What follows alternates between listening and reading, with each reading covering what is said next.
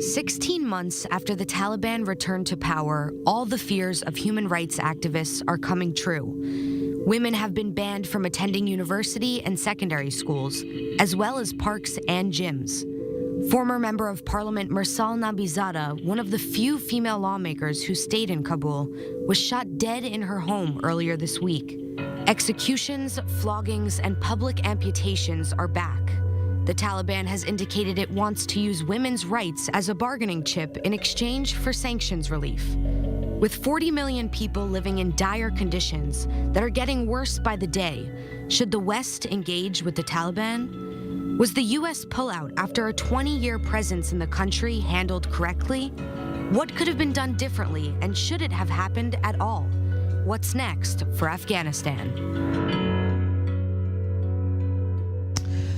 So let's get to it. What's next for Afghanistan? As always, we begin with our quick fire round, 30 seconds each to lay out your initial stance on the matter, and we'll pick up the conversation from there. So Miriam, please take the lead. Your 30 seconds are on.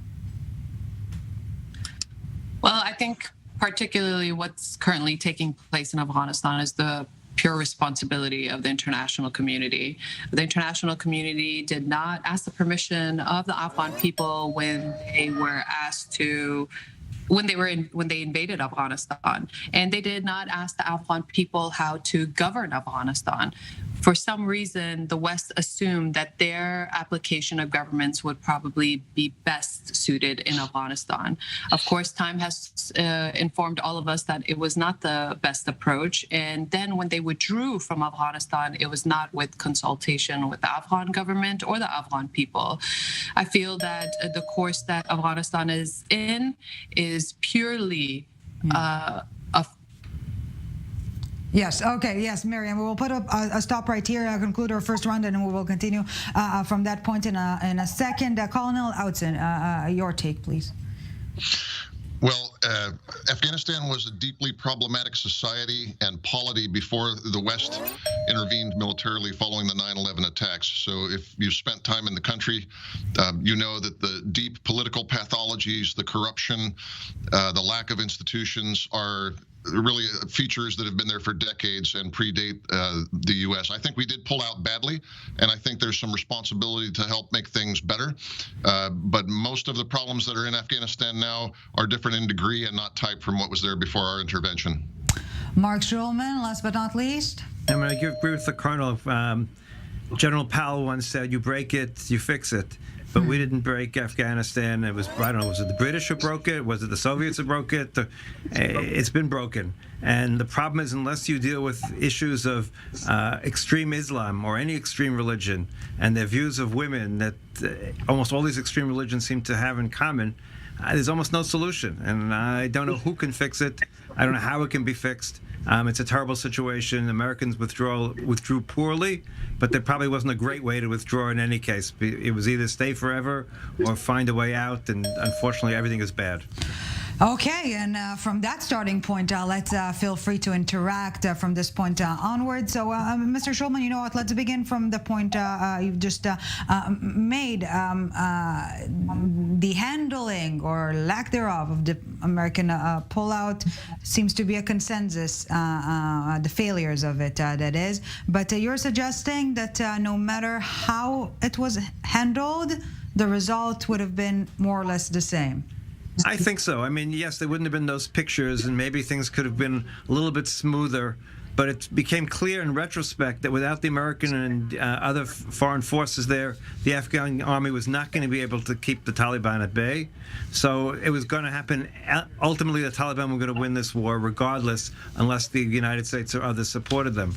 So, and the Taliban are just bad. There's just no way around it. We can talk about lots of different things, but sometimes some groups of people with their ideologies is bad. They're bad for women. They're bad for a lot of the world. But there's nothing we can do about that because they managed to outlast everybody. And this view of women and everything else has outlasted all Western intervention from the time of the British. And I wish the women of Afghanistan well. I think the world has to give as many visas as possible to anyone who wants to leave. But I don't know that we could change that country. We failed, and we failed consistently. The West and the United States has failed consistently. And I don't know what else we can do at this point. Colonel. at the risk of disagreeing with my distinguished colleague, I don't think it was foreordained that we would lose this war. The West has a problem with persistent conflict because we have strategic attention deficit disorder. The truth is sometimes it takes several decades to stabilize a situation. Korea is a great example. Korea was a basket case economically and politically at the time of the Korean War from 1950 to 53. We're still there, and there's still technically a state of war. The society has changed dramatically. I was first in Afghanistan at a time when they did not have 24 hours of electricity in Kabul, when there was not broad-based education for women, when the economy and the human development indicators were the very bottom of the globe. And by the time I finished my last tour there in 2015, Afghanistan was 30 places higher than it had been on the Human Development Index. There was 24-hour water and electricity in the capital city, Kabul, which by then had something like a fifth or the sixth of the country's population. There was development, but we lost patience.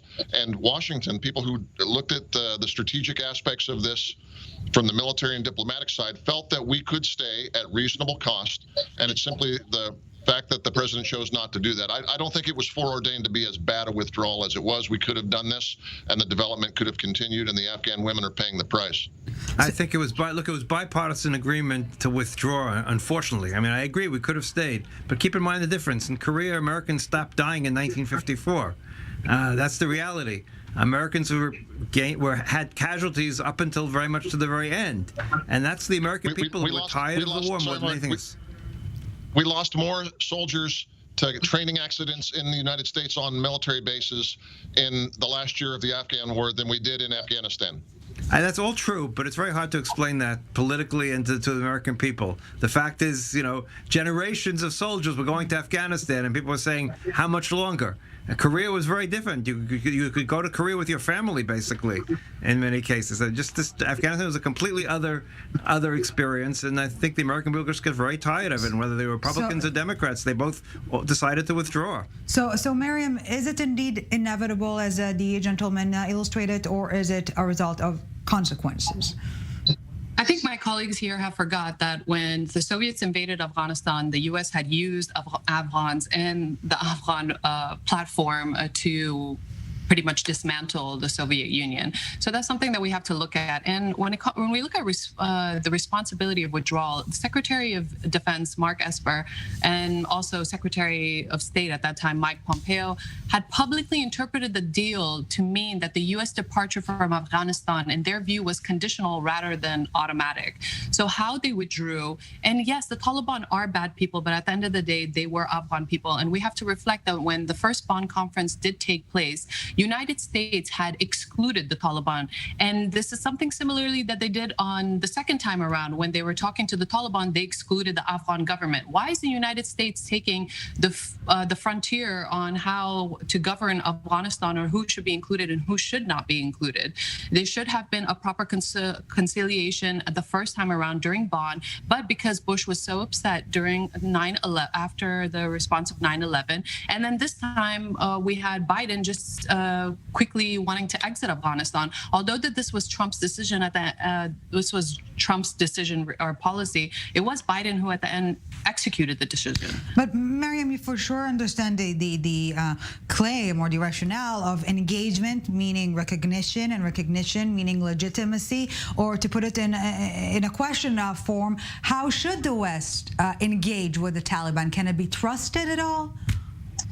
Of course not. The Taliban cannot be trusted. This is something that we've learned in the past 20 to 30 years. We understand that what they say is not what they do. And what they have learned in the past 10 years is how to interact with the international community. But just because they behave badly, that does not mean that we completely isolate the 30 million people on the ground. If the West is serious about intervention in Afghanistan, they need to engage with Muslim moderate countries to directly engage with the Taliban through Islamic scholars. The Taliban, the one thing that they respect the most is if somebody understands the hadiths, the Quran, and through Arabic knowledge. When they have someone speaking their language, they will understand. But if you have a UN delegation, or you have somebody from the US, or you have somebody from the UK government go speak with the Taliban, all they're thinking is, we won the war. You lost. That's the only thing that they're thinking. So let it be India, let it be Qatar, let it be Russia, China. Should Washington simply take a step back, Colonel? Well, yeah. So the nature of the war was very different for the United States and for the Taliban. At the end of the day, we were there as sort of a project in development, right? We very quickly drove the Taliban out during the initial war in late 2001 and early 2002. And then this great experiment to see if we could rebuild the society, its military forces, its economy, its political economy, all those things. And ultimately we failed, but we can walk away from that because it was an expensive experiment and it had bad outcome, probably not to be repeated. For the Taliban, what is their victory? If we call it a victory, what does it get them? It gets them control, partial control over a very difficult country that they are utterly incapable of running. So now we have an asymmetry of responsibility. We have no further moral or political responsibility of the Taliban. We simply don't. I would like to think we have some moral responsibility as the leading power in the international system to help the very poor and the very suffering people of Afghanistan. That can be done through multilateral NGOs and through, as Miriam alluded to, through other partners in the area. I don't think it requires a direct intervention, and Americans will have no appetite to engage with this. By the way, I don't think the Taliban is the final form of government in Afghanistan. They are going to prove incapable of running that country, and in the end, they're going to have to either share power or they will collapse, and that will be the time for the United States to politically engage. In the meantime, yes, we should work with international NGOs to alleviate human suffering, but if the Taliban's opinion is we won, so now come to us, that's a foolish position to take because we owe them nothing. So Mr. Schulman, before we, Miriam, please. I would like to disagree in this point because United States ally Pakistan is the one who's pretty much bankrolling the Taliban, and this is something that's not new to anyone. In addition to that, the Taliban have really strong relationships with Iran, China, and Russia. So I don't think that the Taliban will completely collapse because they have financial, they're being bankrolled by these nations. Yes, they are not administrators, they're not governors, and they do not know how to properly articulate or represent themselves. But if you think that they're going to completely collapse, I don't think so, because the United States' closest ally in South Asia is pretty much bankrolling them, and that's Pakistan. No longer our closest ally, I think. Yes. India clearly is at this point.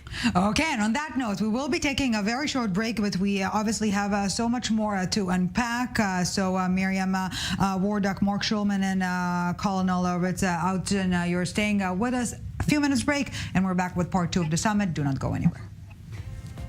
Welcome back to the summit. Still with us, Miriam Wardak, founder of Her Afghanistan NGO, retired Colonel Rich Oudson, Senior Fellow at the Atlantic Council, and of course, Mark Schulman, Editor-in-Chief of History Central and Editor and Columnist for Newsweek. Thank you so very much for staying with us. We're also staying on topic, but before we dive back to our conversation, let's take a listen to some Taliban officials seemingly trying to use human rights as some sort of a bargaining chip, with a lack of a better phrasing. Let's take a look. As the Minister of Foreign Affairs, I have to satisfy you and my government and people. Now, you tell me what the international community has done, and I can satisfy my elders and the nation with that? Sanctions have been imposed on Afghanistan. There are restrictions on the banking system. Traders are facing problems. They can't even transfer money to buy food. So let's kickstart our conversation again with a quick fire round, 30 seconds each. Is it the end of Western interventionism? Mark Schulman, please take the lead. I don't know if it's the end of interventionism. Again, we do have this humanitarian question. We do have some responsibility for the poorest people in Afghanistan. I don't know how much we can do, but we have to do as much as we can for the poorest and those people who might starve to death. But it's limited. Colonel Oudson? I think the Western, especially the American impulse to intervene globally is cyclical. I think we've had enough of this after the wars in Iraq and Afghanistan and Libya for the time being. I think we're focusing on great power competition and trying to deleverage from this sort of direct boots on the ground.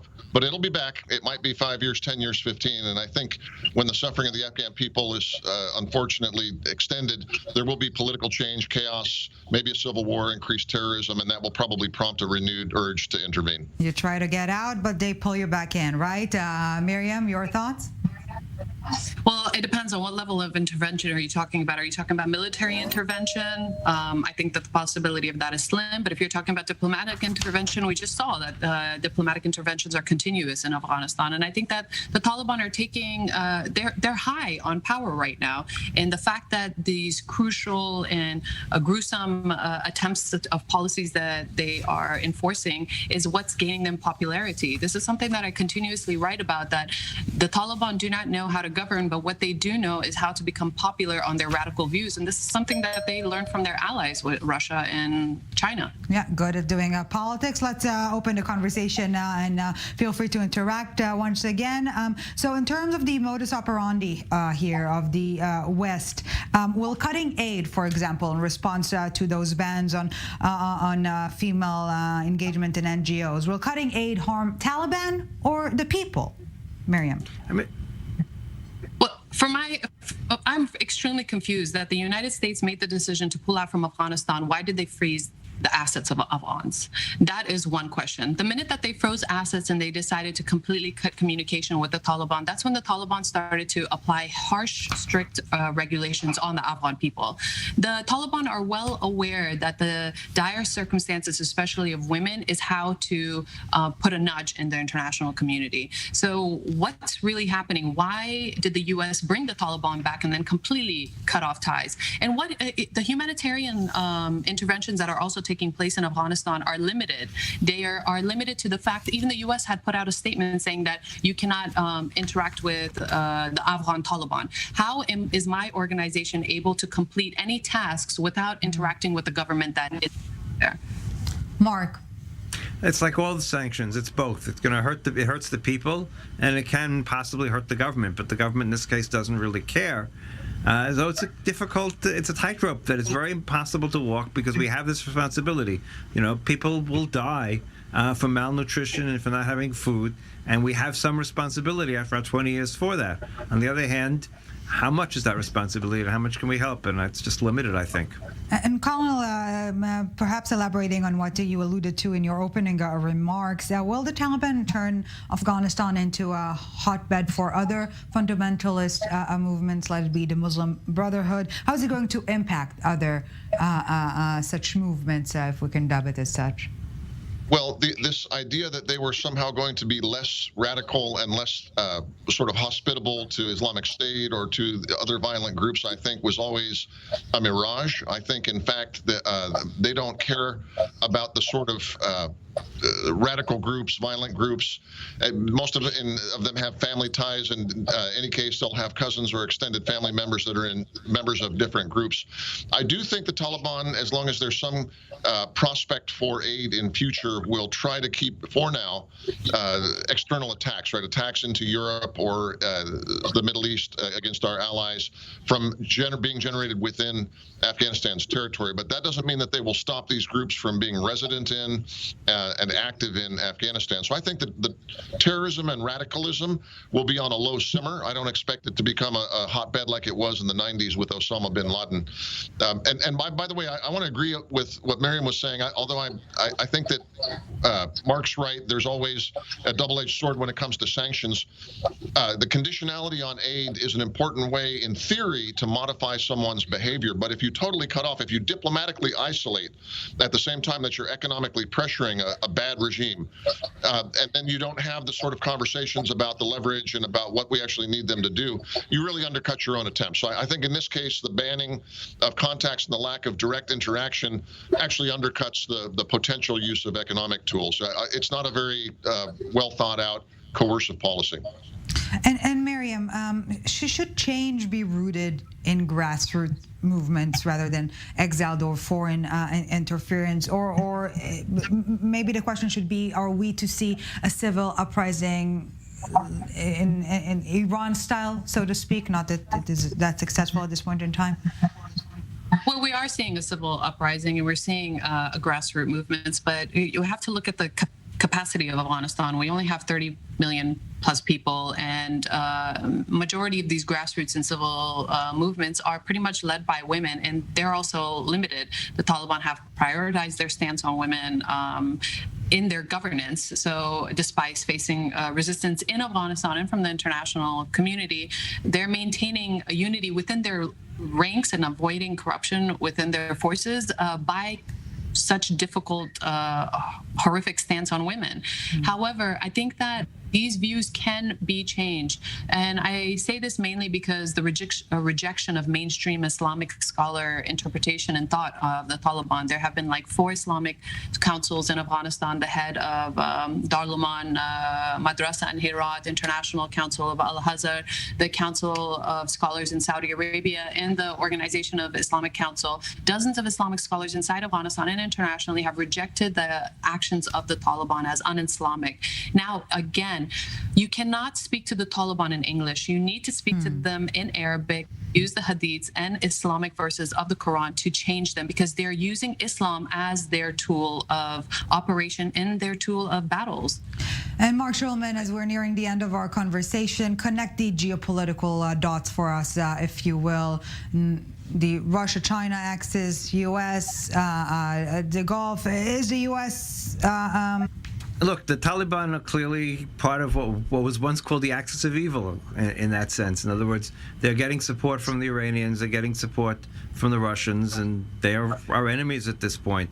Are they getting support from other people? To a smaller degree. I mean, Pakistan is not one of our great friends anymore, to say the least. They're another pinprick in a world right now that has changed drastically.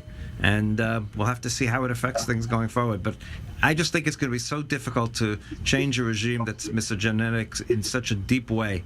And that's the root of so many of these problems. Colonel, concluding our remarks, is the West, or more notably America, simply refusing to listen to what the Taliban or Afghanistan is saying? Well, the ability of the U.S. policy community to not listen is pretty extensive. Yeah. So we get myopia and focus on certain things. I'm struck by the fact that this is almost an inverse of the old Great Game, right? In the 19th century, the Great Game referred to this primarily between Russia and Great Britain, about how competition between great powers led to overextension and being involved in, frankly, very remote places like Afghanistan, where several wars were fought as part of the Great Game. We're in the inverse of that now. Because of great power competition between the U.S. and China and the U.S. and Russia, essentially nobody in Washington cares about Afghanistan. So I think that this is going to go, it's going to be peripheral, and the conditions are going to degrade and deteriorate until there's a new crisis. And it's unfortunate that that's the case, because for the Afghan people, the fact that Washington doesn't care means there's not a lot of help on the way. On that note, Rich Outzen, Mark Schulman, Miriam Wardock, thank you so very much for your fascinating insight.